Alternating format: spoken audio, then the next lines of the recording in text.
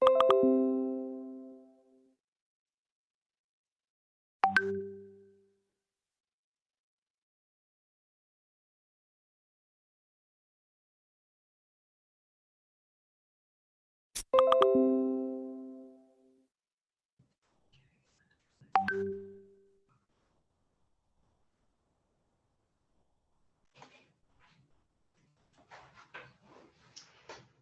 and welcome to Schoolscape Premier 2021. We are over the moon to be here with you all today.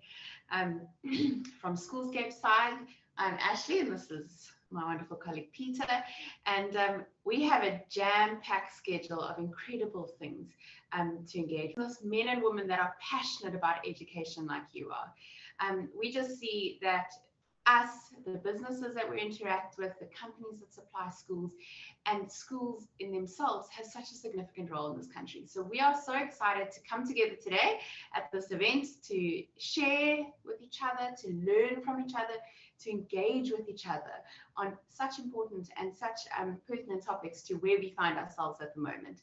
So our hope and our trust for this event going forward for this week is that you all walk away feeling a bit more connected, feeling a bit more inspired, finding solutions that help your school move forward. We have companies involved in this event, schools that are passionate about seeing your school succeed in every area, that want to come alongside you, they want to enable you to teach and educate our next generation the best possible way you can. So thank you for being here. We're super excited to have you here. And Pete, oh wait, before you're going to tell us about the day, we're going to bring Ashley Lawrence onto stage.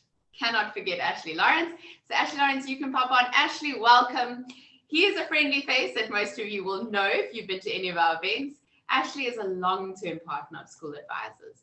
So Ashley is from SonicWall, and SonicWall is, in our mind, one of the best cybersecurity providers out there. They are the ones that will secure your school environment so that you don't have to worry about it. Ashley, why are you here and what are you most excited about this event? Well, first of all, thank you very much. Thanks. I'm thrilled to be part of this year's Schoolscape virtual event. This will be our third year working with you guys and the team.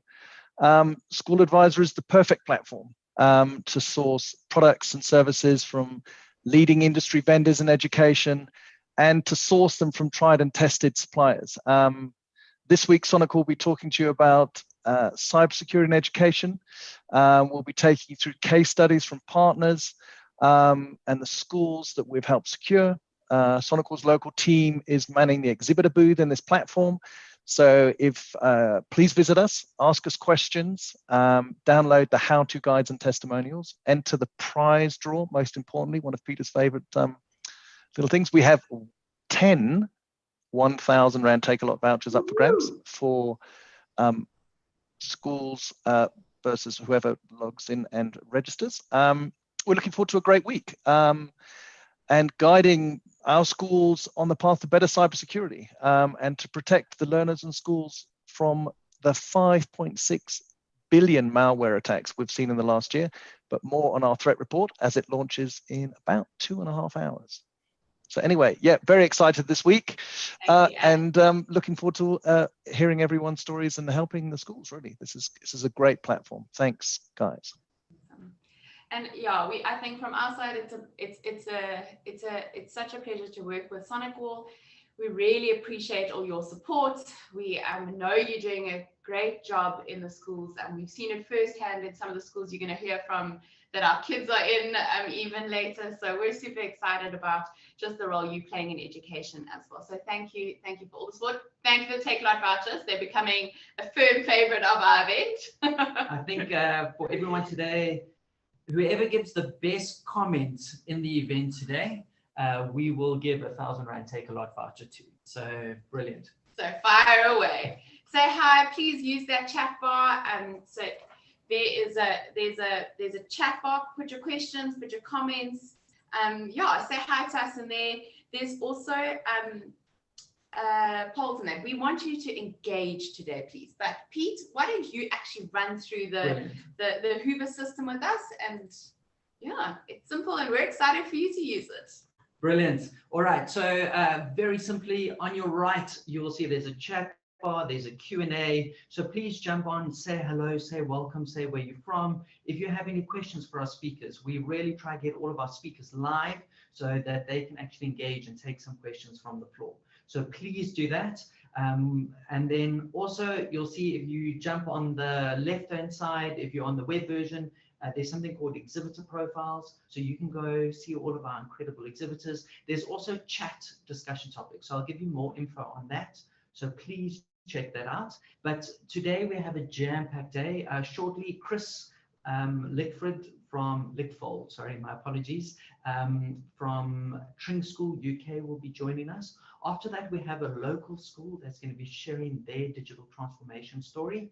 And then right at the end of the day, we have some industry experts speaking. Right at the end, we have the executive head of some psychology who's going to be joining us, talking about their impact in the broader community. So we have a lot happening. It's going to be done in an hour and a half. So sit back, relax, but please do chat. But before we bring up our first speaker, a day like this would not be possible without incredible sponsors. So I'm going to invite Nitesh from Pearson on stage. The reason we can keep the event free is because of people like Pearson that sponsor. So we want to just give them a couple of minutes to share before we bring on Chris straight in from the UK. So Nitesh, you can jump on. I'm going to ask you if you can unmute and turn on your video. Video should be on. So here we go. It's video. Can you see me? Nitesh, Pearson's doing an incredible job within schools. Do you want to just give us a little bit more about Pearson and what you've been up to, and I think how you're supporting schools? Thanks, Peter. Thanks, Ashley, and good morning. Good morning to everyone out there in virtual land. So, folks, my name is Nitesh Ramligan. I'm the General Manager for Schools, TVET, Higher Education at Pearson, South Africa. And I must say that Pearson is a proud sponsor for this event, Schoolscape event. It's great to have the platform, so thank you very much to Schoolscape. This morning we would like to share a bit more about who Pearson is, what we do, and just how we've supported the teachers, learners, and parents during the lockdown and the pandemic. So I'll start with who we are as Pearson. Many of you know the business Pearson and know what we stand for, but just to give you an overview, at Pearson, we've helped millions of people reach their potential, through learning, and that's across the globe.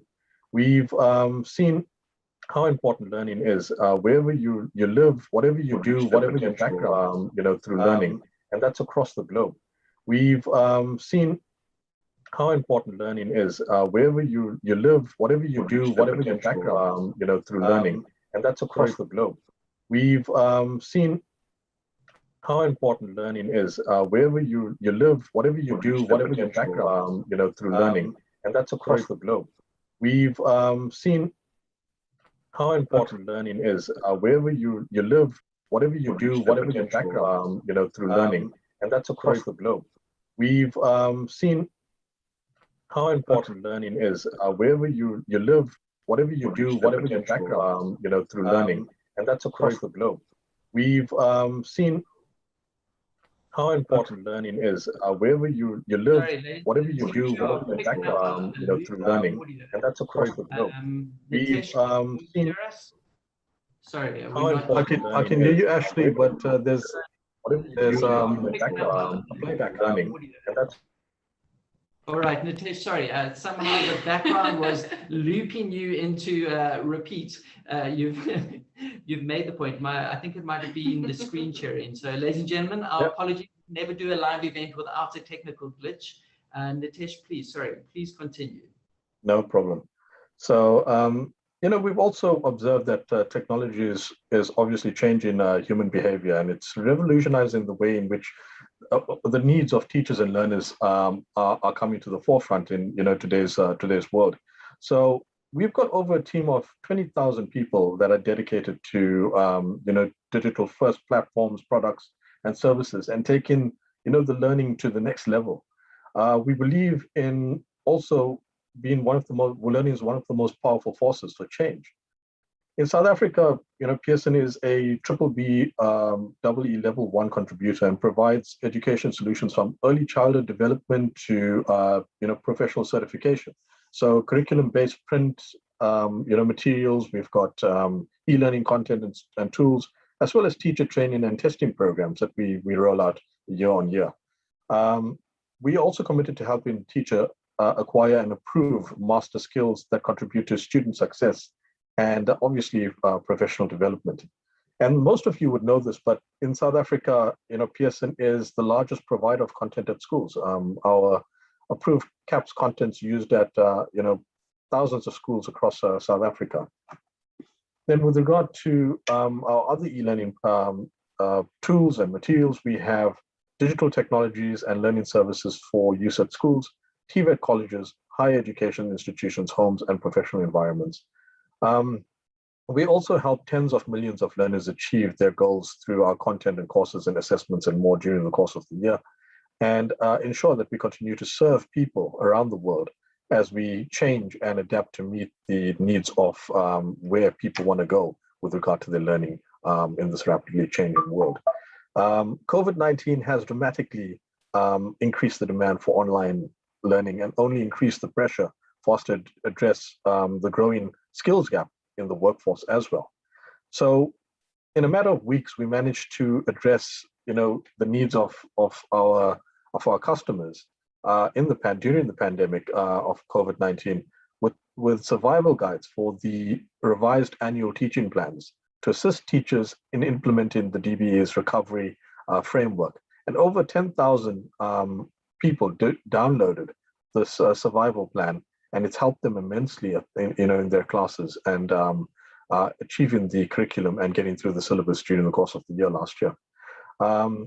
Then also with teacher training, we are synonymous for going out there and making sure that people understand our products, but also understand the curriculum. So we want to make a difference in the lives of the learner, and obviously we do that through empowering teachers.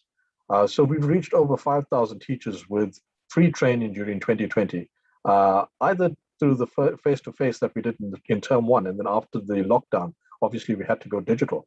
But there was quite a good reception to the training that we did, and as I said, over 5,000 teachers were trained via digital or the face-to-face in term 1. With regard to our Classroom Solutions website, we've got a fantastic website that offers great resources to all teachers and out there. So it's rich with content that teachers can download and use to as activities, as extra work, or as with worksheets that allow you to achieve your goals in the classroom. Because we believe that effective teachers are fundamental for the success of a learner's journey in each and every generation. Then also with the Platinum Math and Classroom Mathematics, we did author videos and tutorials on grade 12 content. XKits, we've got a great series called XKits series, which is a study guide. And we did some quite nice webinars for exam prep on Hamlet and podcasts on My Africa, My Children. And then all the content from the initiatives mentioned are available on our Classroom Solutions website. So if you want to have access to that, it's all free. Just jump onto the Classroom Solutions website and you can get access to it. So we would all, building on that, I would also like to just share that we do have a CSI arm that's called PMET. And PMET began its school-based support with 16 deep rural schools across 4 provinces in 2008. And the mission of PMET is to go out there and obviously improve the quality of service at schools, enabling the administrators at schools to do a more efficient job and to train teachers at schools.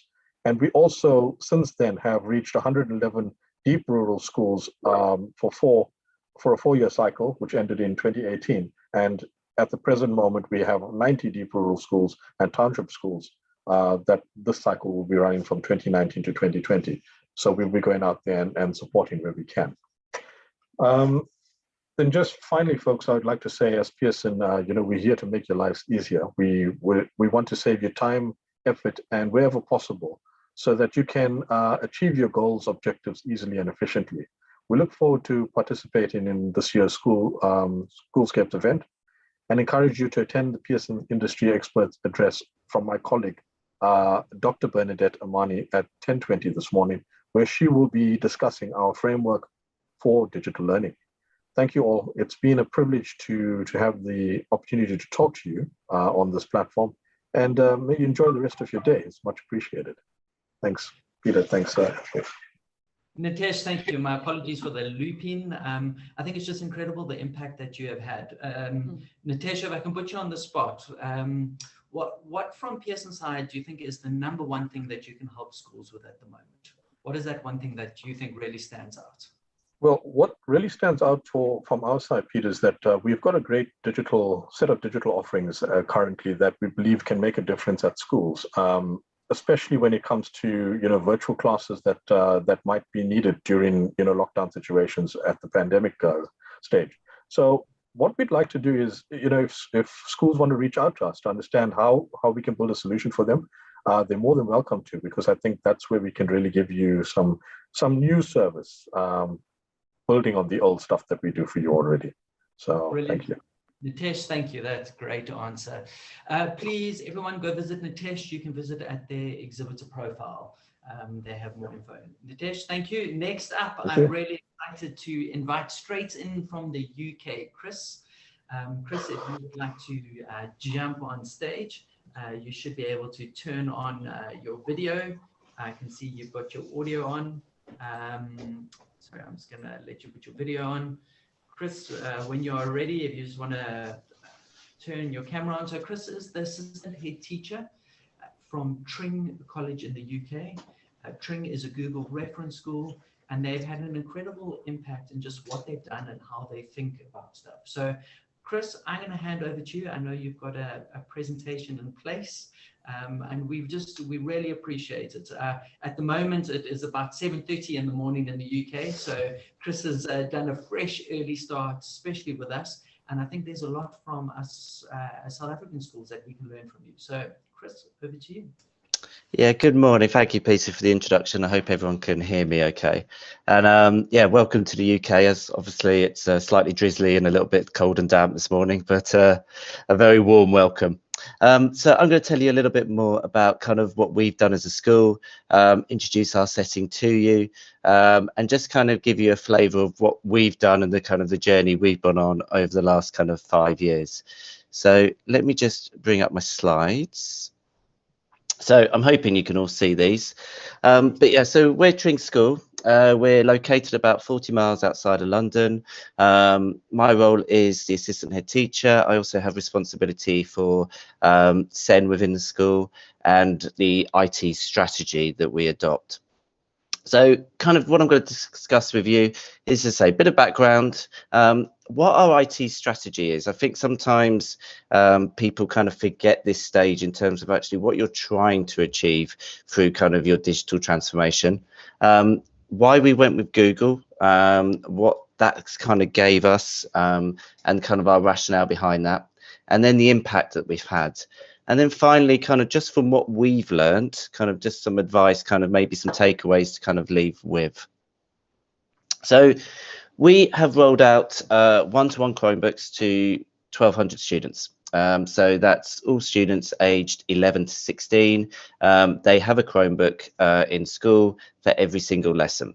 They don't need to use it in every single lesson, and how they use it will change as well. Just because students have a Chromebook does not mean they're all there just typing away every lesson. They can use it for producing work, they could use it for research, they could use it for 10 minutes of a lesson, they could use it for the whole lesson. So we're very much not dictated to by the Chromebook. It's an addition to our teaching strategy. We also have a one-to-one scheme for our sixth form. We have about 350 students in the sixth form, and we have let them bring in any device. And we did that for a number of reasons, but essentially most of those students now have a Chromebook because they actually have come up from our 16-year-olds, so our Key Stage 4 Year 11s in the UK, and obviously then kind of just progressed into the sixth form, and the device is still with them. And because of that, we've fully integrated G Suite into all aspects of the school, not just the teaching, although that's the predominant kind of focus, but actually from the administration, from governors, all aspects of our school kind of is linked into that kind of ecosystem. Now, in terms of, as mentioned, kind of a strategy, ever since day one, so since we started looking at this in 2015, every decision we still make, we kind of focus on actually what is the core aims of what we're trying to do. And the core aims for us are the impact that we're having on teaching and learning. And if IT doesn't have a positive impact, then actually we're not going to do it. There has to be that kind of focus behind what we're doing, and kind of quite often in meetings, we'll turn around and we'll say, okay, it's a great idea, but what impact is that going to have? Is it going to have a positive impact, or is it going to detract from what we're trying to do in the classroom? We've been in the UK, we get Ofsted gradings, and we get inspections by the government. And we've had a couple of inspections since obviously we decided to go on this journey. And actually for us, it was a real positive that actually they saw the culture, they saw the fact that actually it wasn't just a shiny laptop or a shiny Chromebook. What we've actually got is actually a learning culture, and the IT is contributing to that. So our strategy, the bit in black, was kind of what we started with. And we were trying to kind of get students to kind of think a little bit more kind of engaging, at kind of looking at empowering students and communication. But actually, we're kind of now trying to prepare students for the global community. So the bit in red we added a couple of years ago, because ultimately technology is not going away. And we need to teach our students how to use it effectively. And we quite often use this saying, responsible digital citizens. How can we try and make sure we're teaching them that as part of our curriculum by using this technology as well? And that kind of, for some of you, may kind of, there's the fear of, well, if I give them a Chromebook, they're all going to play on games, or they're going to be sidetracked. Yes, they will potentially. But our job is to actually kind of show them what's appropriate, because ultimately, when they go in the place of employment or further education, they're still going to want to be sidetracked. We need to be educating them actually about kind of what is effective use of technology and what they should be doing. So just a bit of a background, I kind of said we started looking at this at 2015. So we went to the BET International Show in the UK and looked at all the stands, and we didn't kind of have a particular preference in terms of which way we wanted to go. We wanted to see what would suit the technology that we had in our school at the time. We had lots of computer rooms. We didn't want to throw anything away. We wanted to kind of embrace something that actually supported the technology we had.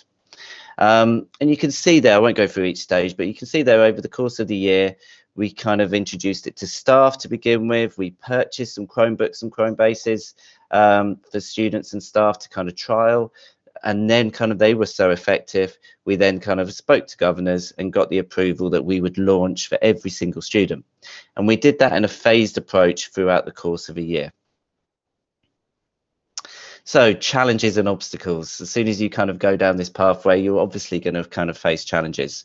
One of the biggest things that we faced is kind of not overly thinking about the ability of our students, I suppose. But I think we probably thought actually all students come in and they probably have a similar technical knowledge to our existing students. Well, actually, when we have students approach kind of at 12 years old, they all come from different primary schools. They come from different homes. They've got different technology experiences. Perfect example, I have a 7-year-old and he picked up a torch the other day and he said to the torch, okay, torch, turn on.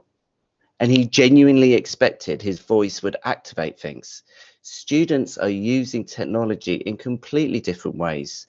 I've only in the last 6 months started kind of dictating emails and kind of using my voice typing kind of facilities that I've got on my Chromebook. However, students are using that as a matter of kind of as default. They live in smart homes. They're turning their lights on with their voice. So actually, they're training us in terms of many ways, in terms of how they're using technology.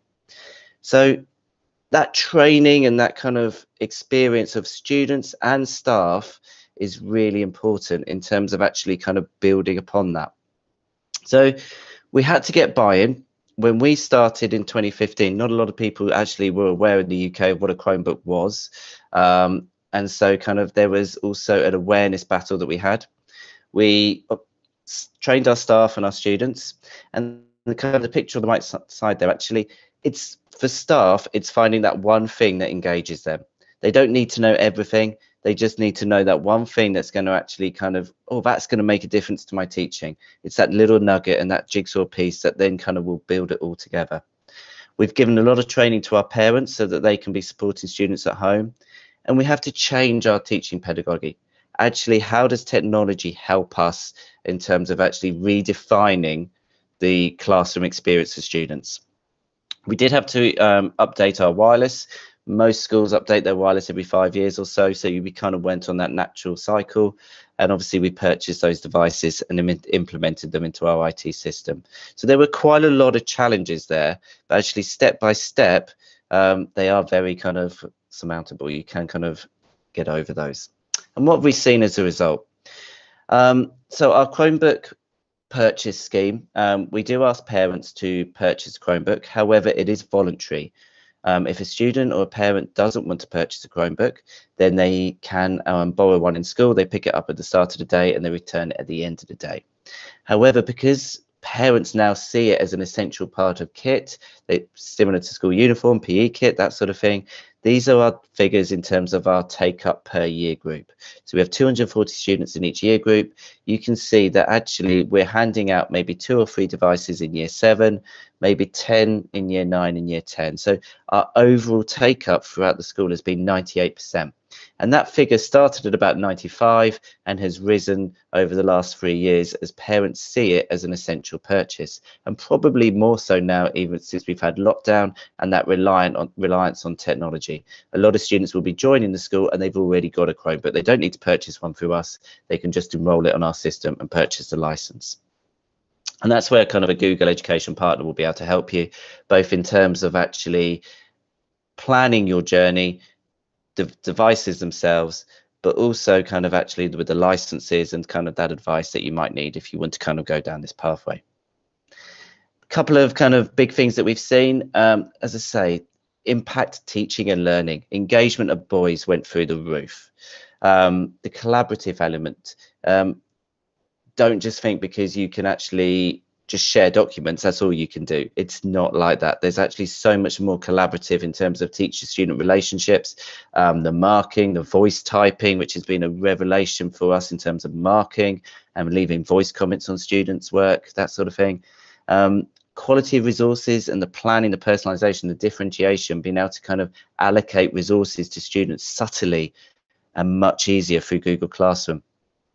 Flipped learning, we kind of have I could talk for hours about kind of the different things that we've looked at in terms of actually how we've taken the different starting points that each student has, assessing their knowledge prior to the lesson so we can build upon that so they're not all coming from the same point at the start of the lesson, and embracing that 21st century learning, bringing the outside world into our classroom, and even more so over the last 6 months has been kind of massively important, but we've seen that over the last 4 or 5 years.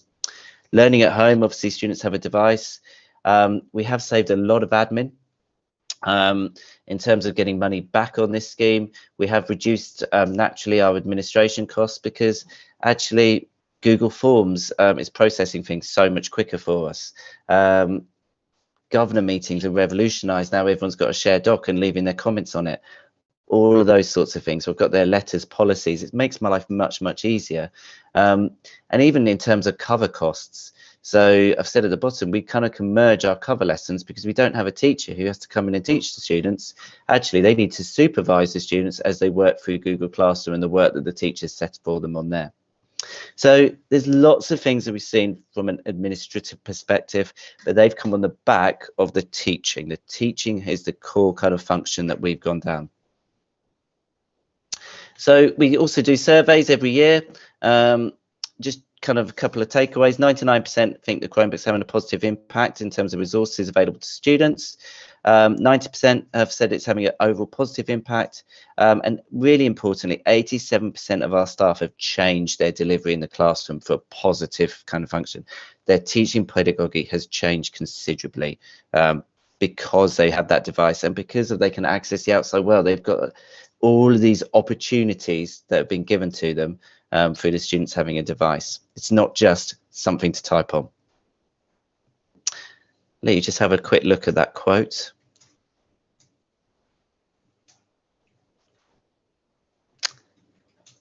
So again, teachers have really kind of taken this on board. And obviously we've just been in I think our 3rd lockdown in the UK. So teaching's just seamlessly carried on. We teach now through Google Meet, which has kind of dramatically improved since lockdown as well. Obviously it originally wasn't a teaching tool, but it's developed that way. And actually, I think as a school, we're now looking at all the lessons that we've learned from lockdown. I think it'll be a travesty to kind of go away from some of those skills. Yes, we can't replace face-to-face teaching, and we don't want to do that. But ultimately, all of those things that we've learned and all those things that actually have changed in teaching, some of them we want to keep because they've improved what we're doing. Google Enterprise is actually a feature that we've purchased. So it's kind of the one up from the standard Google version. And we've done that just to be able to record some of those Google Meets, and kind of some of those features has helped. We created lots of guidance for staff and students and parents and our expectations. And during lockdown, our students were able to follow a live timetable. So every single lesson was live online. During the first lockdown for Key Stage 4 and 5, some Key Stage 3 lessons were live. The last lockdown we've had, so from January to March, has all been live. And also we've had to amend our curriculum. There is material that is appropriate to teach online, and there's a material where actually we need to kind of be a little bit more careful and nurturing than when we're delivering it. So subject teachers have just changed that kind of their schemes of work, I suppose, and their curriculum to kind of just make sure what we're teaching online was appropriate and what we're teaching in school is also suitable. So just a couple of things to take away. My advice would be, if you're looking at buying Chromebooks, try lots of devices. Speak to your Google Education partner, get feedback from other schools. We're not reliant upon one particular device. Every year we look at the best devices in our price range, and we try and keep costs down as low as possible. And so we do try lots of devices, and we speak to the students about them, because ultimately if the student doesn't want to buy it because it's not got the kind of the appeal that they need, then that's going to impact us. So we want the students to actually see this as a desirable item, and they do. And actually we offer 2 devices, touchscreen and a non-touch screen, and about 70% of students actually get the touchscreen. And our staff to trial them as well. The staff essentially get the same kit as the students do. From a staff perspective, when we rolled out, we included everybody from every department. Every department has a representative, so that they were involved in this process. This wasn't something that we get in teaching quite a bit. Oh, it's a new initiative. Actually, this was coming from the leadership down. Everybody was doing this. This wasn't something that if you just kind of ignore for a few months, it might just disappear, and then I haven't had to kind of waste my time doing it. They knew that this was going to be kind of a big kind of teaching change, and it's probably been the biggest change we've had in the school. Just to let you know, sorry, our time is running short. Do you want to do final comments? Yeah, of course. Sorry, Peter. This is what I mean. I just get carried away. Oh, just a couple of things. Just don't expect miracles from all your staff. As I say, they have different kind of expectations, but give time to them to be able to kind of actually just to support them. And at all points, those last 2 in bullet points, kind of plan what you're doing and speak to other schools that you've done this. I've got my contact details here. If you've got questions, then just get in touch with us, because when we went down this pathway, we were in touch with lots of schools, because actually the best people to ask are those who've done this already. There you go, Peter. Thank you, Chris. Brilliant. Chris, thank you. Chris, very quick question. We've invited a local expert on stage, so maybe if you don't mind sticking around in the background. But Chris, one quick question we got that came through. How do you build engagement from your teachers? How do you pull them along in that journey to get them excited? We included them from day one. And most importantly, we had the leadership team involved. I think this wasn't something that teachers had to do. This was something that actually leadership team were involved in right from day one. So they were starting to share documents and those sorts of things. So the teachers knew that this was actually, as I said, this was something that was going to kind of gain momentum and develop. And equally, we made time for them. We didn't expect miracles. Every single Thursday, we still do it. We have a Google drop-in. We have an IT drop-in. So for an hour, they've got a point where they can come and they can ask us any questions that they like.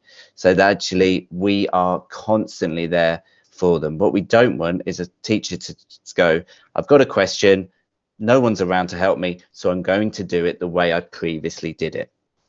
We wanted them to embrace the new way of doing it. And so if that meant that they needed to speak to us, we were available for them. So they either had an email address or they had a point of contact. So they knew at 3:30 on a Thursday afternoon, that's where I can go. And even during lockdown, that was still available online. So that actually we are constantly, over the last 5 years, they had that point of reference. Brilliant, Chris. Thank you. We really appreciate your time and just sharing. What we've done, Chris, is we've invited Kevin just to jump onto stage now. So Kevin is a local South African Google education expert, and we were so nervous of showing a UK school and not allowing people to realize that the same is possible in South Africa. So Kevin is going to jump on now. So Kevin, welcome on stage if you want to come on. And then Chris, thank you. We just really appreciate you getting up extra early for us and taking time. So Kevin is up. Kevin is from Cloud EDU, and he's just going to be sharing how we can take this and make this happen in the local South African context. Great. Thanks very much, Peter. Can you hear me okay? Yeah, just if you speak a little louder. I'll speak up a little. I'll use my teacher voice. Apologies. And I think you guys were expecting a South African accent, but those of you who know me know that I've been around here for 16 years, and I'm kind of that funny American on the South African scene in EdTech. I work for Cloud Education Solutions, Cloud EDU, as the Director of Professional Development. And what I really appreciated about Chris's talk was his focus on teachers and students, and the fact that we have to redesign the classroom experience for students, which is something that we as an education partner really try to bring to the fore when we work with schools. So the question we often ask schools right from the beginning of a process is, what needs to be in place to accomplish your learning goals or your teaching and learning goals? Obviously, there are all these complexities involved in educational technology, from high-speed internet to data privacy and security, Wi-Fi, digital citizenship. These are all things that we have to think about. We like to approach schools with this matrix of pieces in this puzzle, because what we know is at the end of the day, we need to have change, that there has to be some change that takes place in the organization if you're going to adopt educational technology and if you're going to have the kind of success that Tring School has. And it all begins with a vision. And we've developed an educational technology vision and strategy workshop. We focus on a number of things. The first thing we begin with is to help the school define their vision for educational technology. We want to have them focus on the characteristics of learning that they want to see. And in fact, this is the output of an activity we do during that workshop with one of our schools. They're trying to imagine what teaching and learning should look like in 5 years. We focus on skills development and helping the school develop a skills development plan. As Chris mentioned, that teacher training is essential, that teachers need to make some kind of shift in their process. And so that becomes part of our process. And then, of course, nothing is of any value if you don't have an action plan. And one of the things that we often find is the schools that want to take these initiatives, they want to implement Chromebooks or they want to implement the Google platform, and they don't have an action plan in place. So we work alongside the school to help them develop a very specific action plan. It focuses on both the soft side of things, like the people skills that need to be developed, as well as the nuts and bolts that are required to make change happen. So that's just really what our focus is on as a Google for Education partner, is working with schools to help them develop their vision and to do that strategic planning to make their educational initiative successful. So this is one of the things we do with schools, this workshop, but it's all based, of course, on helping them with the Google Workspace for Education platform. So the first step, if you're not a Google school, would be to chat with us about becoming a Google school. We can work with you on that process. And then when it comes time to bring devices in, there are lots of models that schools follow. In the case of Tring School, they have parents buy the devices. We often see schools start with a bank of devices, so they may have 30 devices that's shared among a class grade or among a phase of school of grades.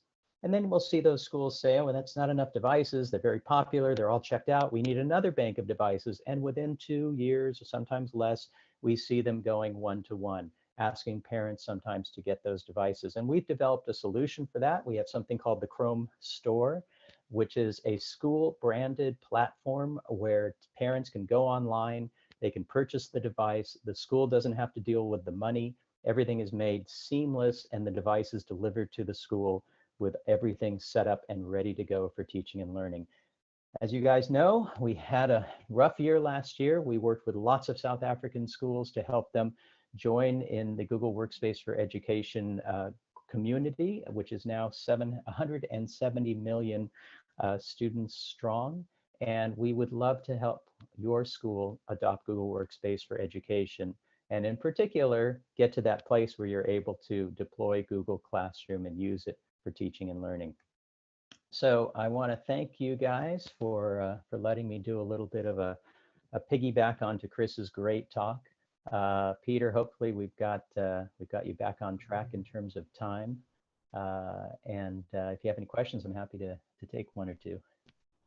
Brilliant. Kevin, thank you so much. I think one of the biggest questions that is coming through at the moment is just around affordability. So if you just want to just explain, I think it's a big question for South African schools.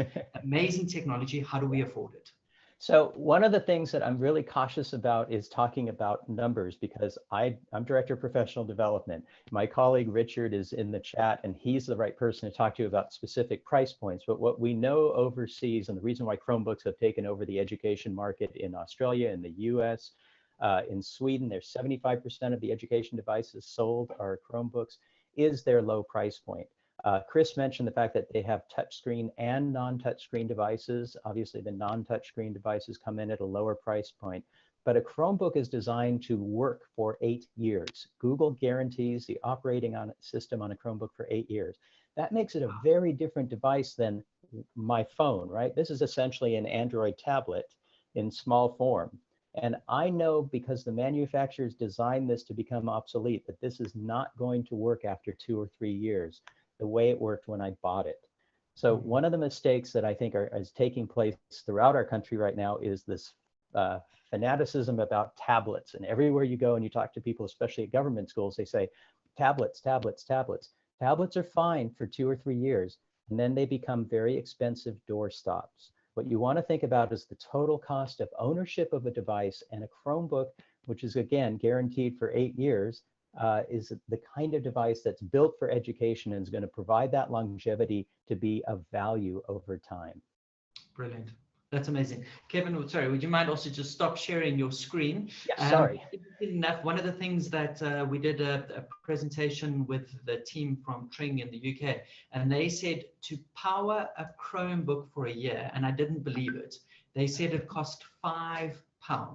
I asked them to double check, and they came back saying that is the energy a Chromebook. I could not believe that. So I think there's a lot of savings in that. And interestingly enough, for all the viewers out there, we are actually streaming this session live off a Chromebook, which is amazing. As am I. Yeah. Kevin, you might not know, but it's actually one of your Chromebooks. Okay. Brilliant. Ladies and gentlemen, I would just like to, we've got 2 polls that are running. The first poll is, are you a Google school, a Microsoft school, an Apple school, or other? Please enter that. And then also we put in a poll, if you would like the team from Cloud EDU to connect with you, if you could fill in the next poll. But actually we realized there's a problem with that poll is anonymous. So if you would like the team from Cloud EDU just to connect with you, just for Kevin, for his team, just to come and contact you, just to show how Google could be used, please go into the chat bar and just say, hey, please reach out to me. You can just literally go on the chat. There's a question, there's the poll, there's the chat. Just go into the chat and say, hey, please reach out to us. And then the team, they will be able to reach out to you. Thank you. But Kevin, you've been absolutely amazing. Last question, because it is a firm favorite and we get in a lot. how do you engage teachers to use next new technology in the classroom? If you can answer that in 1 minute, how do you get them excited? Oh, you gave me a whole minute. Great. Well, look, one of the things that we focus on in our professional development is on teacher adoption. And that has to come about through hands-on experience with the technology. I got a message from a school yesterday. It was our first training with the school, and the teacher sent me a message afterwards saying, this was fantastic. I didn't have to sit for 2 hours and listen to somebody talk. They were engaged. They were using the tool sets. We give teachers challenge-based activities as part of our training. They're school-focused. They're something that teachers would do in their everyday job. And our goal is to make them confident and comfortable using the tool set and understanding that it's going to make their lives easier. And that's one of the ways that you guarantee teachers are going to adopt technology. Brilliant. Kevin, that is absolutely amazing. Thank you. I'm just excited. You know, we can look at all of these international schools, but I really think as South African schools, we are playing in that same level. And I know people like Cloud EDU are helping make that happen. So that's why we wanted to bring you on, just so that the schools out there know it's possible in South Africa. So Kevin, thank you. We really appreciate it. Thanks a lot, Peter. Thanks, Ashley. I'm going to invite our next speaker on. So Audrey, you should be in the background if you want to turn your video on and come on. You should be there. Let me just check. I'm going to ask you to unmute. I'm also going to ask you. There we go. Brilliant. I see you are live. Ladies and gentlemen, Crystal House. Audrey Murray is the CEO of Crystal House. And we wanted to show an international school and a local school because it's great seeing these big international schools, but I think we've had a lot of questions come in about budget. How do you afford this? How do you do this? So Audrey, welcome on stage. It is brilliant to have you here. Thank you. Great. I think what we're going to do just to help position Audrey, is we are going to show a 3.5 minute video just about Crystal House. I think it's important that as everyone watching, we just understand their context, and then we're going to do very much a raw, real Q&A with Audrey, just where we're going to ask her questions. How do you do it? And I think there's a lot of learning for private schools that have budgets, because Audrey has managed to create some incredible sponsorships, but at the same time, she's coming off a zero base. So I'm going to share the video. And then we will crack in with some questions. So please give me 1 sec as I just share screen.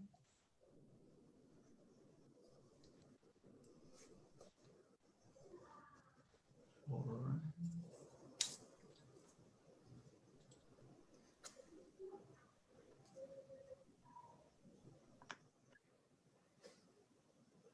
And everyone's got audio on now.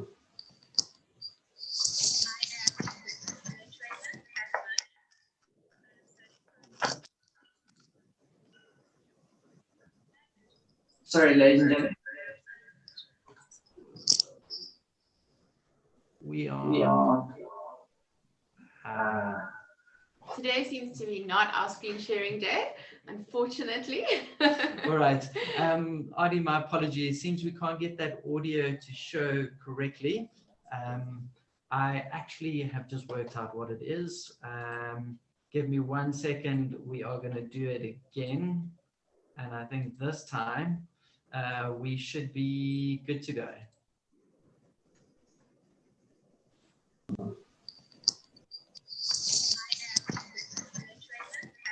Social Dynamics at the University of Stellenbosch. We won provincial gold at the World Robotics Olympiad in Cape Town. All because of the opportunity I got from Crystal House. Crystal House. Crystal House. Today seems to be not our screen sharing day, unfortunately. All right. Adi, my apologies. It seems we can't get that audio to show correctly. I'm 14 years old and I live in a township called Gugulethu, known for its gang violence, poverty and unemployment. My 2 younger siblings and I live with my grandmother. We rent a one-room shack made of zinc in the backyard of my family. My grandmother provides what she can for us, but she does not work and has no pension, so we survive on our child support grants. I don't feel safe in my township. I always worry that something bad might happen to me. I was born into a township with very little opportunity, but I still have dreams of a brighter future. Today seems to be not our screen sharing day. day, unfortunately. All right. Artie, my apologies. It seems we can't get that audio to show correctly. All right. Sorry, ladies and gentlemen. It seems we're picking up with audio issues. Actually, but I think that gives you enough of a picture. Sorry, Audrey, I think it's our setup on this side. Audrey, maybe just first question, our apologies about the video not working. Would you like to just give us a bit more information about your school, and then we can dive into the questions? Sure, let me do that. And I love the two videos that ran at the same time. There's a whole creative sense to that. I might actually steal that going forward. Yeah, a bit of context to our listeners is that we're very different. You're bringing in a South African school, but it's a very special South African school in the sense that we only accept children who are the poorest of the poor. So we're in Cape Town and we serve 20 of its poorest communities, and not to go into the whole model, but just to contextualize technology, which is what this talk is about, is that children can only come to us if they live in a household where they survive under 1,500 Rand per person per month. That is checked through pay slips, home visits, looking at people's, literally go and visit their homes to do verification, etc. Dealing with the poorest slice. If you look at, we've got 5 buses going into Langa every day. We're talking to the guys who live in the backyard of the backyard of the backyard. Within that context, to provide a private schooling type of environment, and all of that donor driven. So if we want to do anything, we need to get a buck to go and buy it. So I think that is your quick answer to who we are. No, that's brilliant. And I think, Audrey, I think that's part of why we wanted to show your story, is because you are hitting and having a big impact in the poorest of the poor. And I think a lot of our schools are going, well, we don't have budget. How do we do this? But maybe if you just want to talk us through to start,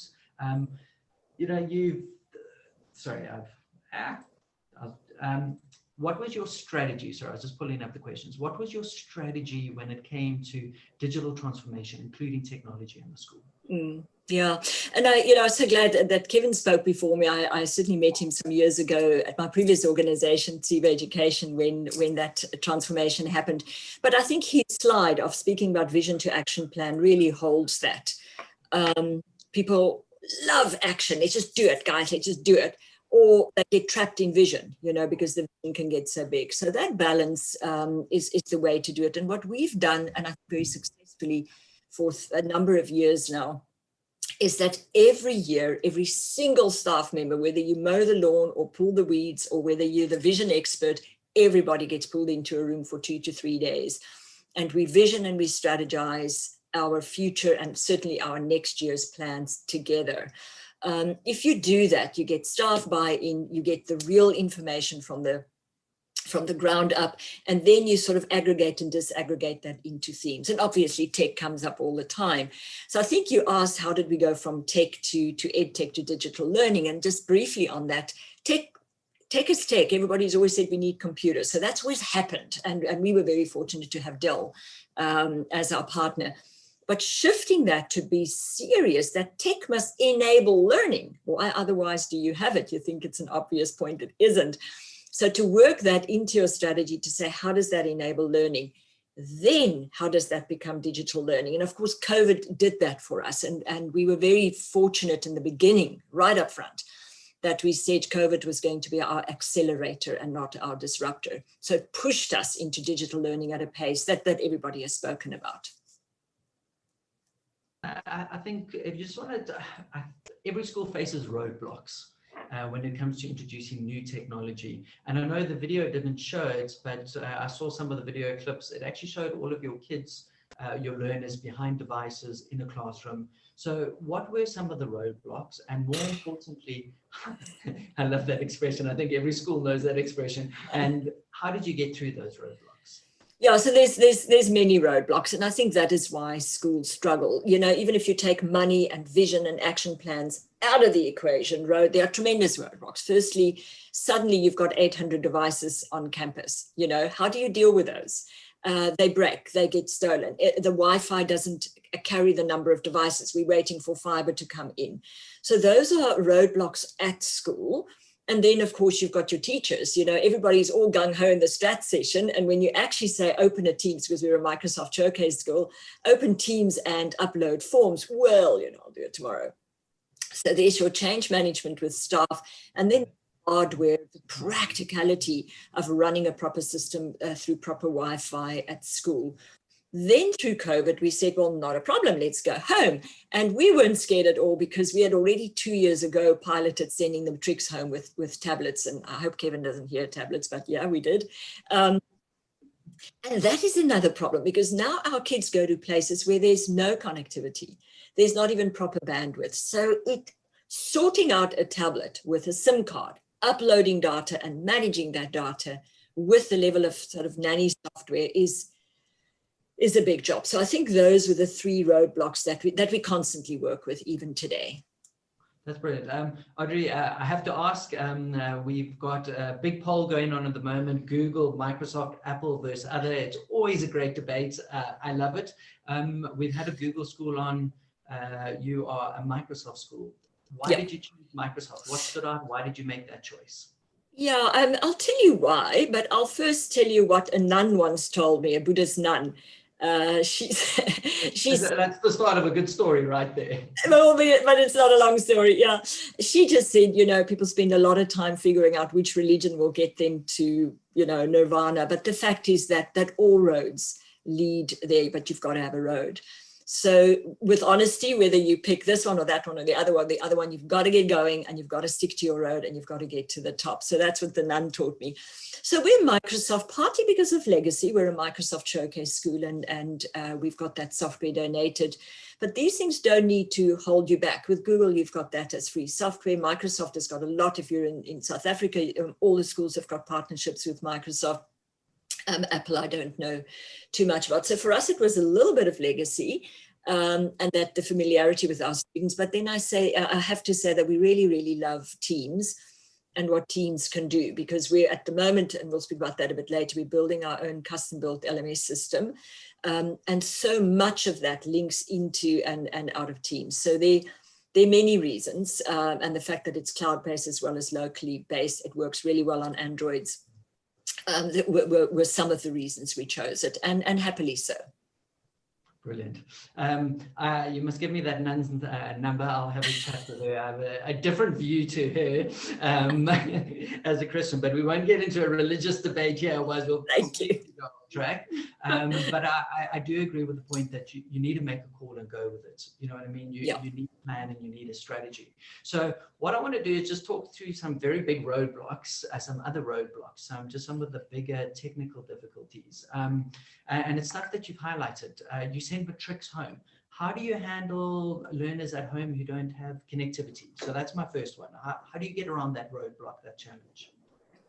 So we, at the moment for us, and I think there's smarter solutions, and I'm hoping somebody in the chat line will give me some of that. At the moment, we literally send students home with SIM cards. Even though, so your main problem is places where you can't even with a SIM card get any access to the internet. And we don't have that problem. We've got some bad access and weak access. But there's always access through a SIM card. What we don't have is our kids don't have Wi-Fi, they don't have fiber, because we're not a privileged school. The problem that sits at the back of that is the management of that data, the unbelievable cost, because you know most of the tablets and your sort of cell phone devices are set up that when you gear it up, it updates and it eats all your data and you're gone again. We've got 800 kids at school.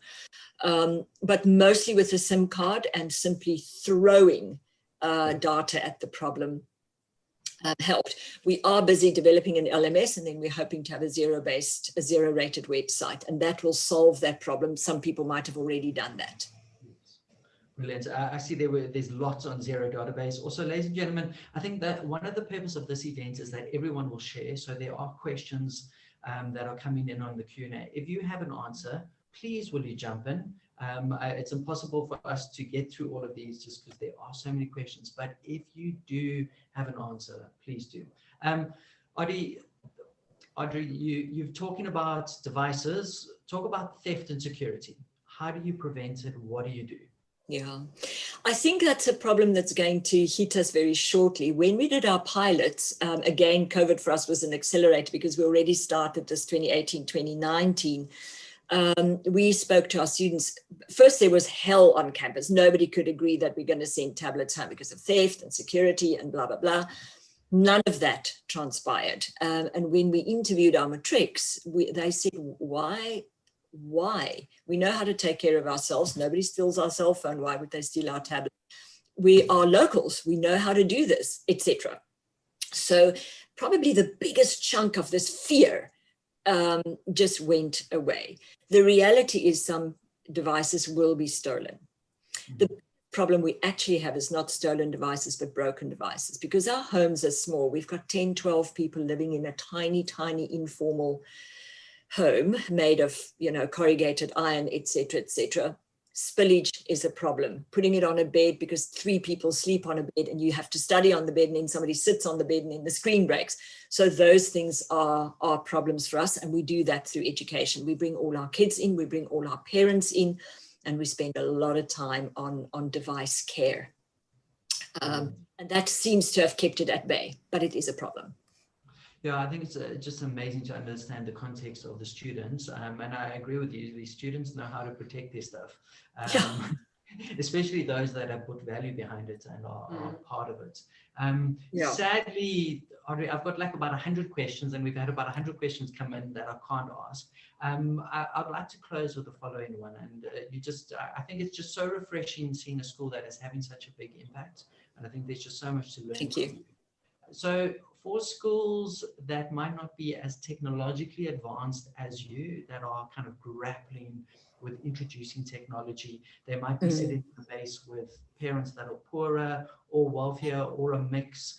What kind of encouragement or advice would you give them? So I think that the one thing is, the bad news or the good news, whichever way you want to look at it, is you've got no choice. No choice. This is happening. It is happening. You're going to be left behind or you're going to get on board. That is just the hard fact, good or bad as it might be. The second thing, in the management of your school, what you need to do, which we did radically during COVID, is you readjust your budget. You simply say, these things aren't important anymore. These things are important. Like your own cell phone. If somebody said to you some years ago, you're going to pay 600 Rand a month for fiber in your home, you'll say, well, I don't have it. Now you do have it. So that readjustment is important. And then I think my major encouragement for schools who struggle is get started. Don't be scared. Start small. Try something. Then you have 5 tablets or Chromebooks or whatever it is that you have, and you have it only in the history class of only the grade 9 top students, whatever it is. Start small and try. The fear goes away. We've had teachers that no matter who and how fantastic we said we were, they could not get on board.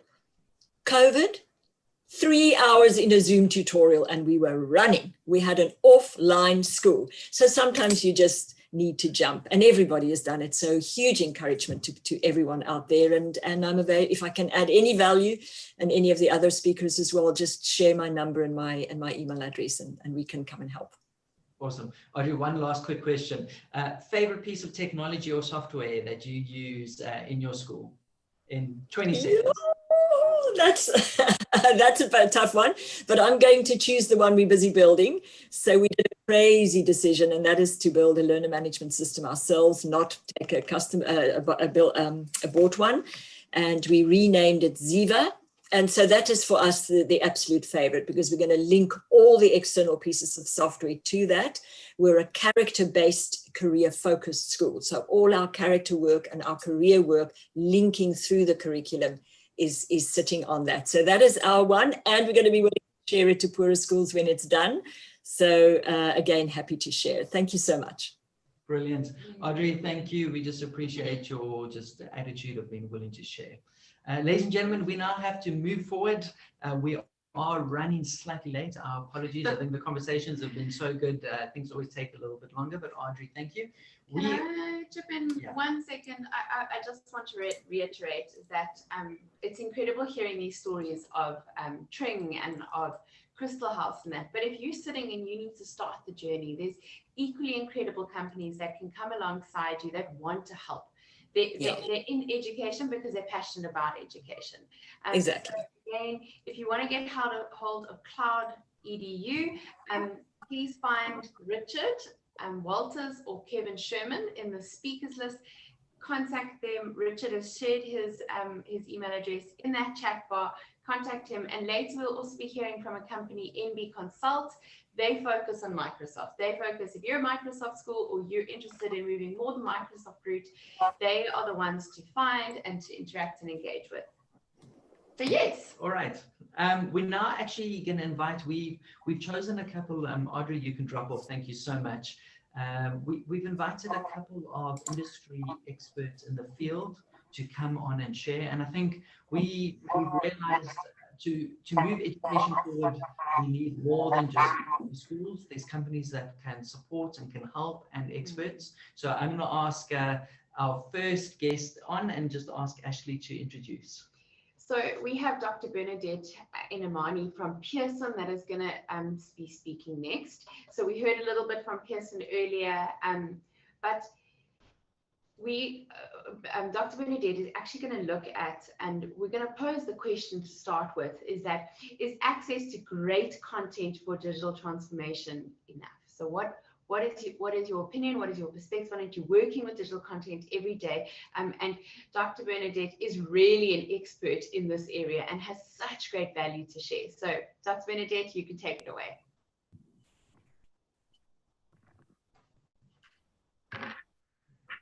Hi, good morning, everyone. Great. So if I can share my screen to start going through some of the things that I want to discuss with the attendees. Brilliant. So, Doctor, just at the bottom of your screen is share screen. So if you just click on that, it should give you the options. And just while she's doing that, Bernadette is a former teacher. So she's been in the trenches like many schools and is now kind of on the cutting edge of Pearson and helping them when it comes to education throughout Africa. Bernadette, did you get your share screen button? And you just want to choose your, there we go. Brilliant. Cool. And if you just want to present.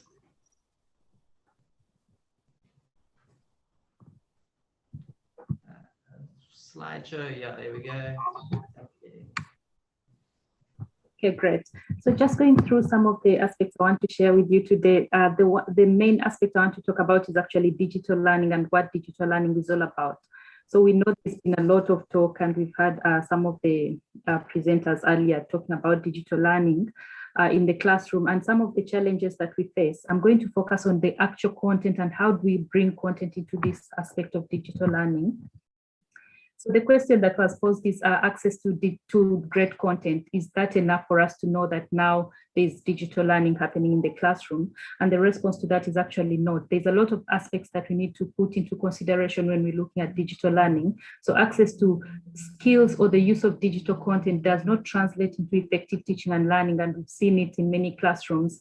And we see teachers are given everything that the people that have given them the content and everything think is enough, but when you translate it into teaching and learning, we don't see results coming out of that, because there's more to access than just the digital learning aspect that we're looking at. So changing digital learning competence, there's what we call the pedagogical aspect. So we know that schools have been teaching for a very long time using the print components. When we teach, when I train teachers, when I was still a teacher trainer, we train teachers on how to use textbooks and other resources, print-based in the classroom. But now the same teachers are supposed to go into the classroom with various aspects of things that are presented to them as things that will help them teach better, tablets, digital content and everything, and online content. And they are expected to now look for appropriate pedagogies to bring into the classroom without any either peer peer discussions or trying to understand what kind of pedagogy do I use in order for my digital learning to come to play and my teaching to be better. So we need to look at how we support teachers to use the right pedagogies in the classrooms, rather than just giving them great content and saying, here is the best content ever, just go and teach. We need to know that pedagogical aspects need to also come in, and how do we support the teachers to do that. Okay. So the awareness and effective use of digital content in the classroom for effective digital learning is very important. So how do you choose the kind of content that you bring into your classroom? Do you just go and say, okay, this is the content that they've given me because it has been digitized, this is what I'm going to use? Or do you say, okay, here are my learners, this is the context I find myself in, the learners are struggling to understand this graph. How can I use methods that will help me use the digital content that I have to help them understand the graph, rather than just saying, okay, this is the content I have, I need to move digital. The school has told me that I need to use digital content, and then you start displaying it in the class. So we need to have the awareness of the kind of content we need to use in order for effective use to be seen in the classroom. Okay, and then just looking at this aspect that is actually in the South African digital framework for teaching, that was developed by the Department of Basic Education in 2018. So they talk about these 4 quadrants. And when you look at the first one, it's teaching, limited use of digital tools and resources, but the potential is limited by the pedagogy, like I've said. So the pedagogical aspects that you bring into the classroom when you're trying to teach using digital are very important. So when we move in the quadrant of digital teaching, we see that making effective use of digital tools and resources, but potentially limited by the pedagogy that you use in the digital teaching. Then we have the quadrant of learning, limited use of digital tools and resources, amplified by transformative pedagogy that looks at the aspects of bringing technology into the classroom, the different resources that we want to bring into the classroom as a result of digital transformation. Then where we want to see ourselves as teachers in the classroom is the digital learning aspect, where we have effective use of digital tools. We are aware of the tools that we want to bring in the classroom, and we bring them at the right time, and we bring them for the right reasons, rather than saying, no, I need to move digital, but rather saying my learners need this and I need to do this in order for them to see, to understand or to discern what I'm trying to explain to them. And this is amplified by transformative pedagogy. So this is where many teachers need to be, like digital learning, effective use of the tools, and bringing in the right pedagogies to see the teaching going very well. Okay.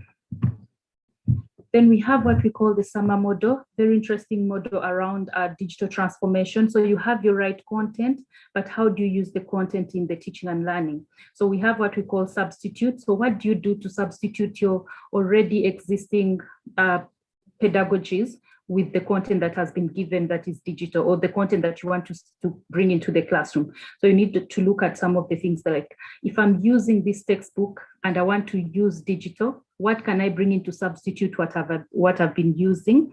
Then we have the augment part, where, let's say, for example, you're teaching a geography class and you want to give like augmented reality rather than learners going into the field. So you could bring in that in the digital aspect.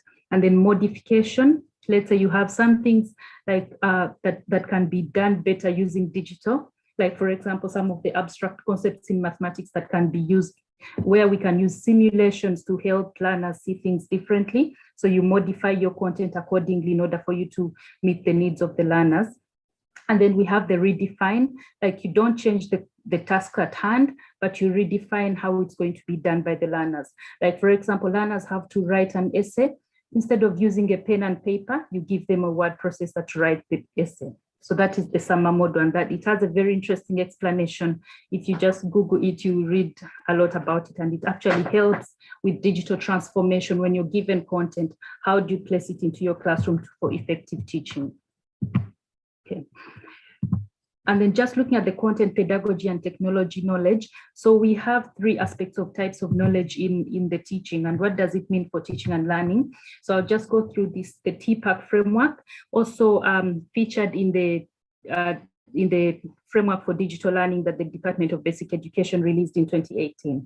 So the TPAC framework looks at 3 things: the content knowledge that the teacher has. So that is the subject matter knowledge. Like if you're teaching English, you know the knowledge that you need to have in order for you to transfer it to your learners or to teach learners so that they can understand better, and also be able to give learners feedback when they are struggling or when they have misconceptions. So that is the content knowledge.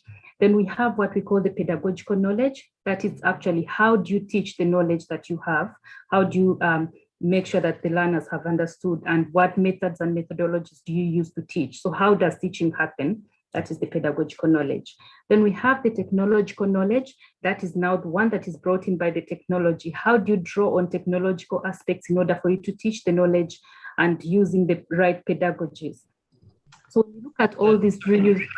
sorry, interrupt from the back. You've got 30 seconds left. So when you look at this, you realize that it's not straightforward for you to just bring digital content into the classroom and it goes seamless. All these three have to be there in order for you to teach with the technological, pedagogical content knowledge for learners to learn better, and also for teachers to teach better and address the learner needs. Just a summary of that. So we have the potential of technology, we have the subject knowledge, and we have how to lead learning using the pedagogy. So that is the three aspects that need to be in place for us to see digital learning happening better.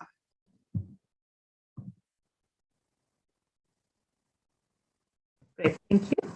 Brilliant. That was amazing. Thank you so much, Dr. Benedette.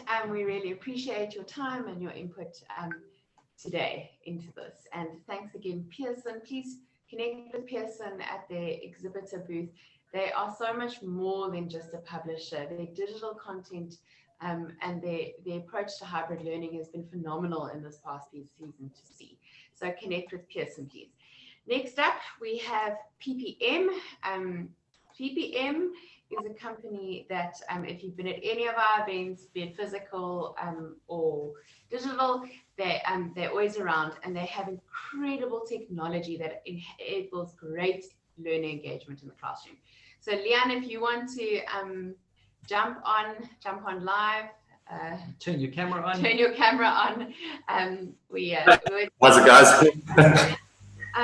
So Leanne, how can good AV technology really help to increase pupil engagement in classrooms? Could you be the expert on this today, and you can take it away.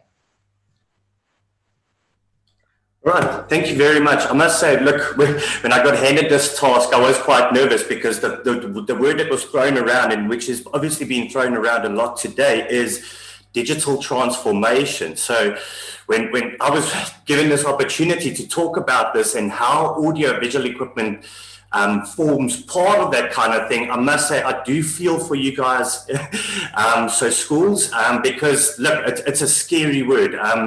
I think when one hears the term digital transformation, number one, I think you start already thinking about huge amounts of money. And then number two, which the problem which I was faced with was, where do we even start? So, you know, when I was putting everything together of thinking, okay, what am I going to do for you guys and stuff like that, I just thought, you know what, keep it simple. And I think that's my advice for all of you guys out there is keep it simple, but at the same time, don't compromise on quality. Right, so I'm going to save you guys a couple, some time here, because I'm going to keep it really, really short and sweet. So in order to start your digital transformation process and making use of audio visual equipment, I think what's very, very important, and number one, is to have a roadmap. So have a roadmap in order to guide you. So where do you want to go and where do you want to be within the next 3 to 5 years? And I think planning around this is key, because you want to try and structure it in such a way that it's almost, it's actually modular, and so that it's easy to build on within the next coming years. It's almost, if I may use a typical scenario, we've been having a lot of load shedding. I'm pretty sure a lot of you guys as well, but you know, so what we're looking for is alternative options. Now, if you go and look at a solar system kind of thing, you know, it's firstly, people will tell you it's very, very expensive. But if you got a roadmap and you plan it out and say, look, I've got 50,000 Rand and I want to start. So let's start then small. Let's start with a backup system. So backup system would then be the battery and the inverter. But also just remember that you've got to buy a big enough inverter kind of thing so that in the up and coming years, when you do get more money, you can add additional solar panels to that, and it can actually it's big enough to accommodate that system. So that's my example. I'm pretty sure there's hundreds of other examples out there, but that was mine.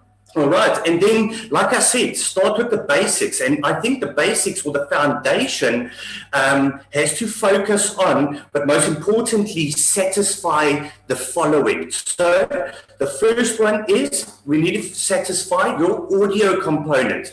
So in the classroom, one can easily look at a sound bar or any other sound systems out there. I mean, one can hop onto Takealot and go and buy these little Bluetooth sound systems. So that's within the classroom, so that students can always hear content that you're playing back. All right, and then the other component could be a microphone, and that would then be for online or pre-recorded lessons. All right, so again, that forms part of the audio component. Then the other foundation or the building block is then the visual side of that. So in the classroom, one can look at any display. So that can be a projector with a pull-down screen or just simply a large monitor. So that's up to you guys to decide. I believe large monitors are the way to go because they do last a lot longer than projectors. But guys, the choice is yours. Those are the two options over there when you're looking at the something for the visual side. Then if we look at online and for pre-recorded lessons, one can start looking at something as simple as a web camera or a visualizer. All right, and then I think thirdly is accessibility of the content. All right, so what I'm going to do now is I'm going to share my screen with you guys. And I'm actually going to be using a visualizer for this demonstration. So let me just share my screen. All right, so you guys should be seeing basically 2 pens and paper. So the visualizer is basically, or what some refer to as a document camera. So what's nice about this is whatever I want to display underneath here, I can do so in the class. So in the classroom environment, if I had the projector, the students would actually be looking at the projector behind me and they will be able to see whatever's underneath here. If I wanted to do a pre-recorded lesson, this is exactly how I would do it. So I would open up my software.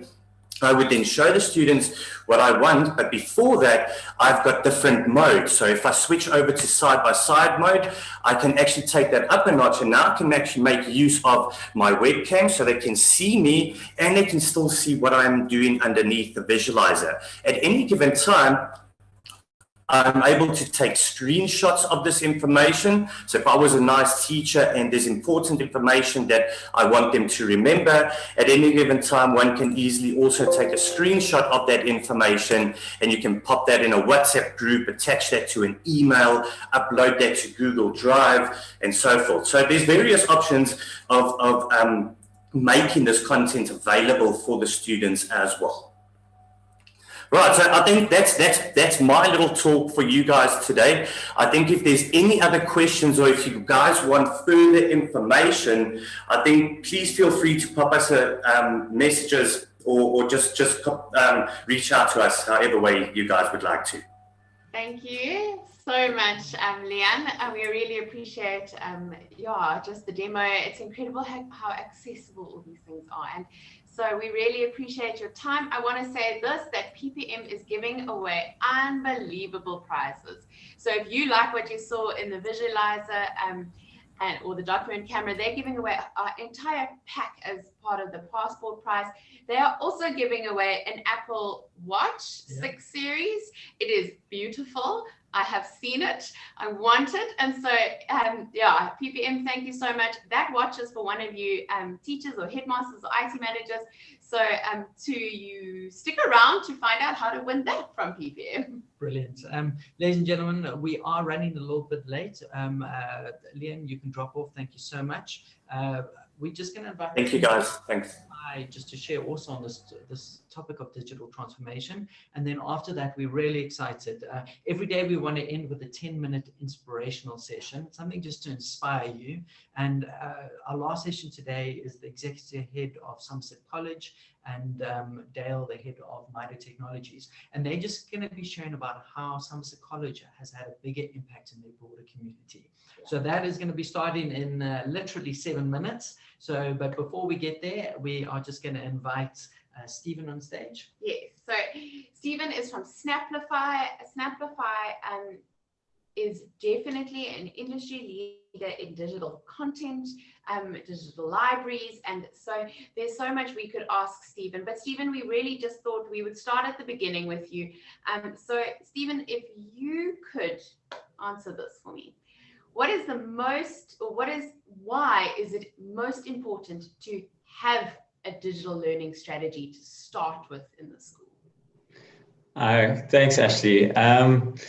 Yeah, I think it's a good question, and I think it's really, I would say that the reason why you'd want to have a digital strategy is to crystallize your focus and on your intention and the purpose of the digital integration.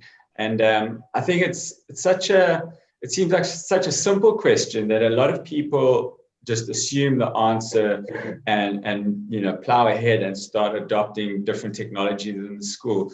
But really, it surprises me how many schools that I work with across the country, both low quintile, under-resourced schools, and then reputable, high-profile schools in the country that don't actually have a cohesive digital roadmap. And I think the reason why it's so important is that, like all plans, first it identifies where you are, and then you get an implementable, realistic plan to get to where you want to be. And I've seen many schools that have approached digital integration a kind of a piecemeal way, and really having to do massive course corrections later on, moving from Google to Microsoft, or moving the whole, or vice versa, or moving the whole school from iOS to Chrome, and just really big course corrections that are expensive. They take up a lot of time, and I think they're also really taxing on your staff. They can lead to innovation fatigue, where staff can become disillusioned, apathetic, cynical, or even just downright angry. So I think planning ahead, the saying, if you don't plan, then you're actually planning to fail. If you fail to plan, you plan to fail, and that's nothing no more true than in digital integration. So I think focusing on the intention, where is it that you want to go, and then your purpose. What is the purpose of the technology that you want to implement? Just approaching it that way. What are the needs of your school that you're trying to fulfill? How does it integrate with your values as a school, your brand, your long-term vision? And there's so many tools that you can use. Some have been mentioned. If you need some help, definitely reach out to us. We can assist. But the SAMA model, the ADDIE model on instructional design, there's lots of models that you don't have to tick every box, but it's just a guide to make that process easier. If I can jump in there, that's so helpful. That's just that guide, and I know that from Snapplify side, there's some things that you guys are doing to help schools set up a digital transformation strategy. Where to begin in that? Can you? I think in the last 2 minutes, I'd like to just ask that question: is where is it? Where do you see Snapplify's role as a company? I mean, most of us know you for digital library, digital content, and that. But as a company, if we take a step back, what is Snapplify's role in helping kind of schools translate that that need and desire into a workable digital strategy? Well, I think for any project at a school, there's so many moving parts, and it's key to have the right partners. You need partners that are in it for the long haul, that have your school's interests at heart, and partners that also that can meet you where you are as a school. And I think that's something that we really pride ourselves on, is our flexibility and our ability to meet schools where they are. And I think another element that is often overlooked is you need a partner that can play nicely with other partners. You've got existing platforms at your school, and you need a partner that is going to integrate with those and really just improve your whole system. So I think where we fit in, we have price tiers that can meet any school's needs. I mean, our basic tier is absolutely free, and thousands of schools across not just South Africa, but the continent use it. It gives them access to a digital library, which is an incredibly powerful tool.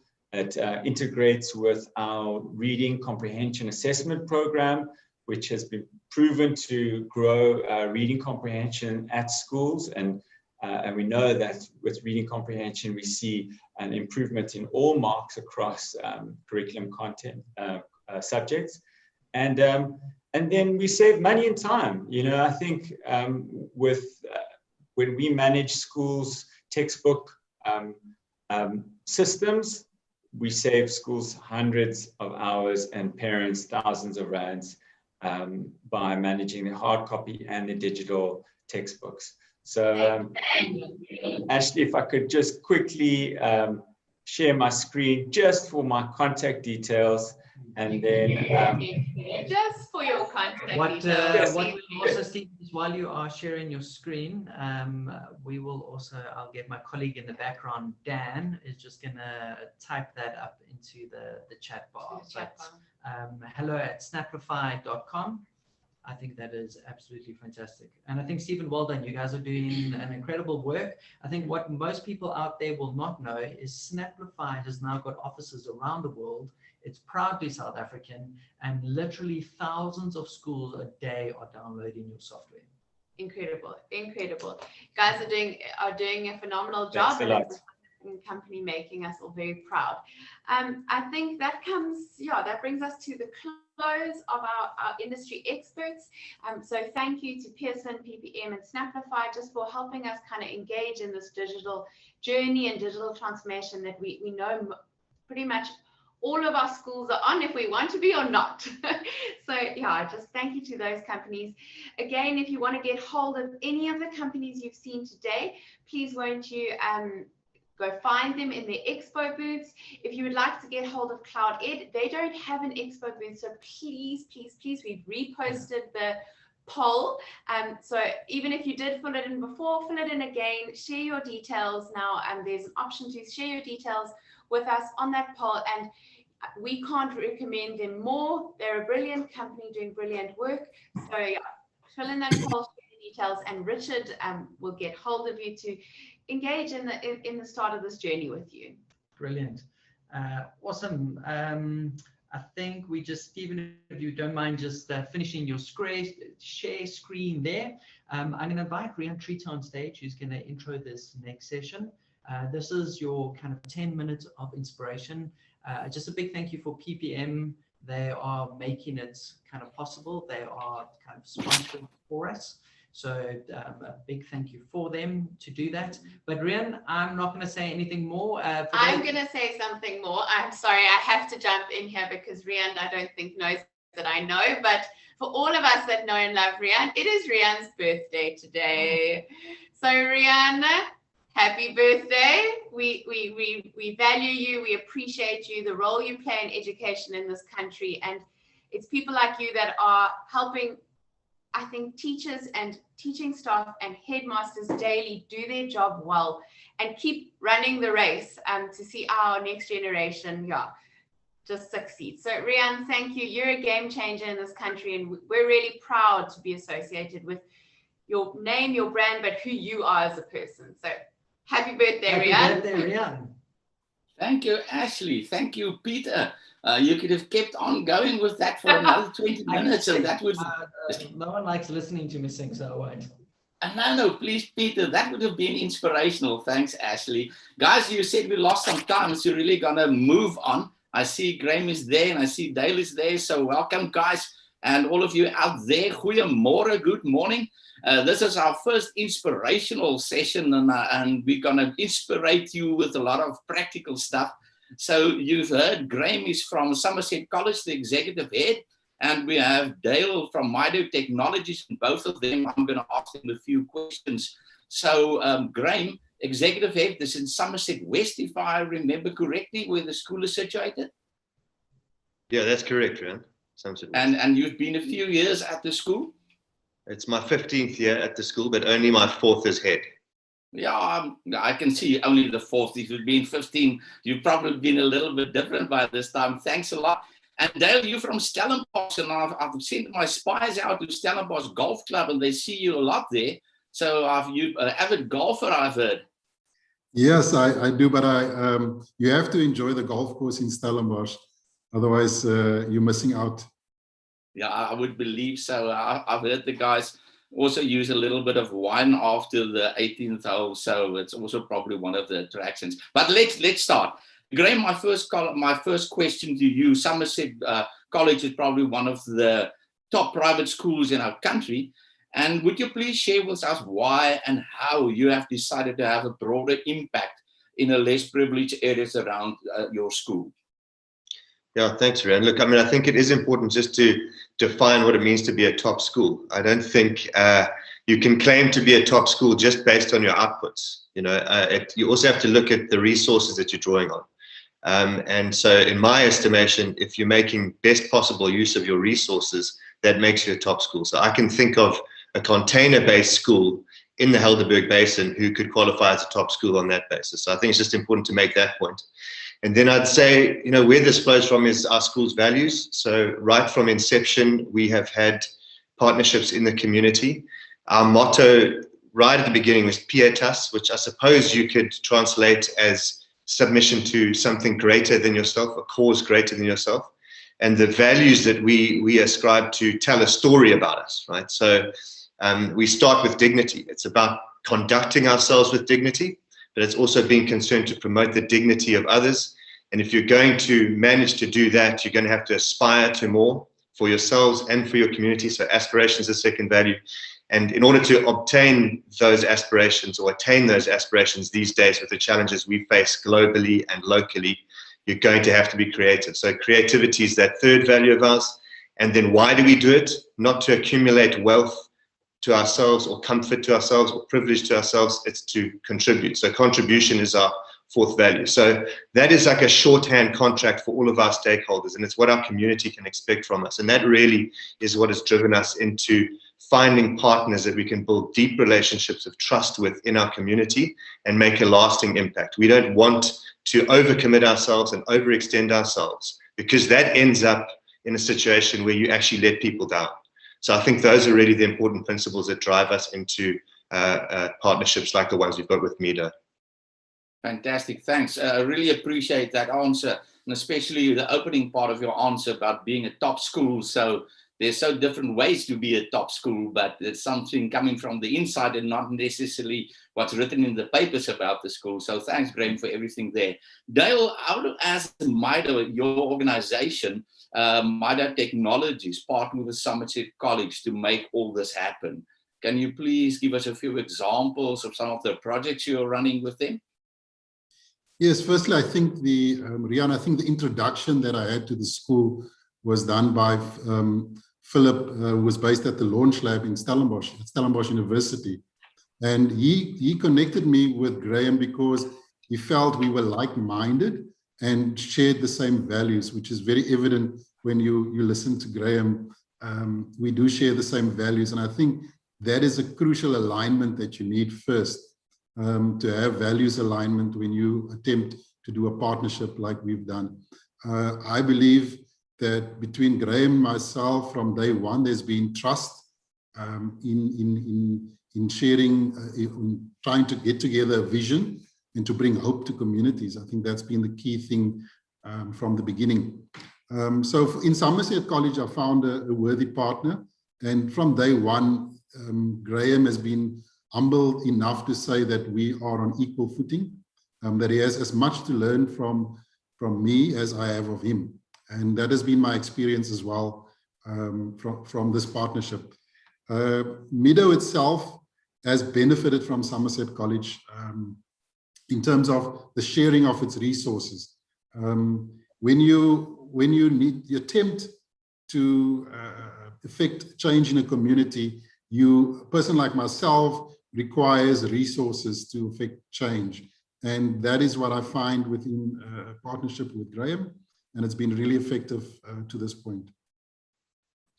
Can you tell us about a few of the projects you're running with Somerset College at this stage? I think the key thing is, the key project that we're involved in is a creation of digital hubs within the disadvantaged schools. These are spaces where the learners come in and they can experience technology which they otherwise would not experience within their day-to-day school curriculum. And we established these hubs with private funding, and we've done this now for the last 4 or 5 years. And these hubs are really successful, and it does align with what Somerset is doing on their side with their esteem center. So one of the projects is to bring young people from the disadvantaged community into a space at the esteem center at Somerset College during the school holidays, so that they can experience the full effect of that resource. The other opportunity that we've been working on for, I think it's 3 years now, is that we've been able to train all the teachers that we have been entrusted to by our funder at Somerset College. We would have training classes on a Saturday morning, and Somerset has a wonderful broadband that we can connect to, and beautiful venues, and the teachers really love coming to Somerset College as well. Okay, thanks, Dale. Graham, a last question for you, a quick one, and also to Dale, to you, then we're going to close off this day. Graham, what do you believe is the role and the responsibility of our country's top schools? We know we've defined top schools now, when it comes to having an impact that is bigger than just the learners and the parents linked to their school? Yeah, look, I mean, I think part of the first responsibility is to our kids that we serve, right? Because their parents pay us. And what we owe them is exposure to different ways of being in different contexts and different problems, so that when they go out into the world and they're expected to solve complex problems with people from many different backgrounds, they actually aren't at a disadvantage. They can actually bring to bear the fruits of the education that they've had with us. But I think, just broadly speaking, there's an analogy to be had here in terms of when there's stressful times in a community and in a country, and even in your body, right? There are analogies, right? So this economy, the global economy, is under pressure. And what do governments do when you've got that? It's stimulus packages, right? So the answer is not to become more insular and to contract and to hold on to everything, but it's to be generous. It's to expend more resources so that you can recover as a society. And so that's the approach we need to be taking as schools. Use your resources, extend out into the community, and regenerate the community around you. That's our responsibility as South African citizens and as citizens of the globe, anywhere we find ourselves. And it's the same thing in your body. When you've got a stress response, oxytocin is released so that you limit cardiovascular damage, but it also drives you towards people. It drives you to interact with people. So that's what we should be doing with our stress, not going off into separate little cubicles and working harder. We should be going out to meet other people, reach across the divides, and share projects which are going to benefit all of us. Thanks, Graham. Dale, last question. If a school is listening or watching today and they want to play a bigger role in their community, where would you advise them to start? Yeah, firstly, I think as South Africans, we have an innate ability to reach out across the table and to want to make a difference in communities. This economy that we are in is a collaborative economy. This is no longer me getting to the top and standing at the top and being the best. This is about us getting there together. And we have to have shared goals and shared vision. Schools that want to engage advantaged schools that want to plow back or engage disadvantaged schools need to listen first. First, seek to understand the challenges. Something small like photocopying might be not a challenge for your school, but might be an enormous challenge for the disadvantaged school. And when you listen, you can help formulate a plan. I think the previous speakers on the conference also said, business plans is what is missing in disadvantaged schools, which can be presented to funders, which creates a common vision. And from there, things just start to happen. That is my advice. Engage, help to plan together, and share your resources. By all means, share your resources. Thanks, Dale. Ladies and gentlemen, a big word of thanks to Graham and Dale for the time and inspiring words. I really think this was quite inspiring from both you guys saying different things. And then from our side, thanks for watching, and thanks for PPM Audio and Visual who makes this possible. And Pete and Ashley, you're going to excuse me now. I'm going to have some tea and birthday cake on this Tuesday morning. And I see you guys later again today. So thanks a lot. Thank you very much. Thank you, Dale. Well done, and just for the impact you're having in the broader community. I think it's a challenge and an inspiration. Rian, you can go have your cake and eat it now. Happy birthday. Ladies and gentlemen, we're going to give away our speakers. You can drop off. Thank you so much. We're going to give away a 1,000 Rand Take-A-Lot voucher sponsored by Sonic Wall. Just a reminder for those that are signed up, we have an afternoon session. We've got Marla Naidu sharing an amazing session, as well as Matthew Haynes. And then just a big reminder for tomorrow as well for everyone, there's a morning session. The business manager of Bishops is going to be talking about tenders rather than quotes. Very practical, super relevant. So please jump in. Please invite your business managers to attend that session. We still have space. And then after that, we're going to be talking about fee collection during COVID, which is a bit hectic. And then also tomorrow afternoon, we've made the afternoon session available for people who've also just tuned in for the morning.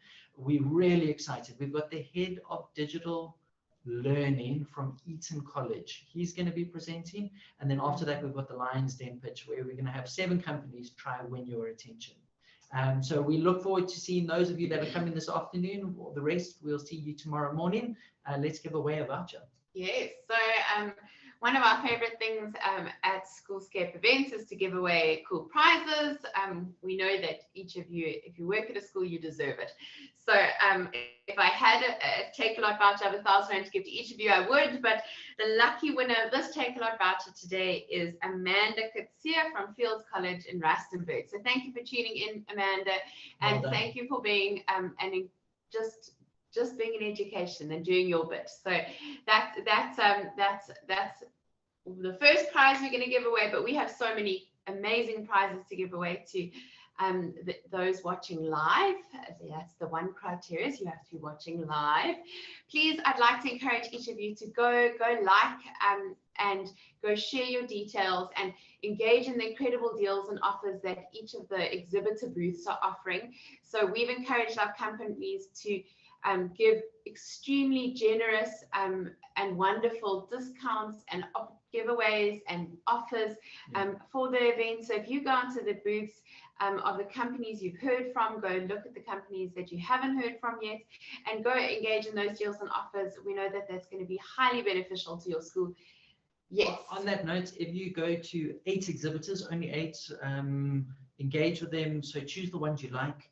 Chat with them, like their booth, into their deals and offers. If you do that, you go into our big passport competition where we've got a 9,000 Rand prize from PPM. So all you need to do is visit, and it's the visualizers and everything. Oh, it's not the Apple Watch. Things we're going to give away tomorrow, but please go jump in and view them. It is our way to encourage you to engage with them. But at the end of the day, the companies we chose are credible, top-rated suppliers that can really help move your school forward, and they're helping make this event happen for free. Absolutely, absolutely. If you've jumped on late, please, we would like to encourage you to, you can stay on, you can watch these sessions, you can catch up on the sessions, you can go back to the companies that you like, And yeah, we just thanks to all of our presenters today and for everyone for tuning in live with us.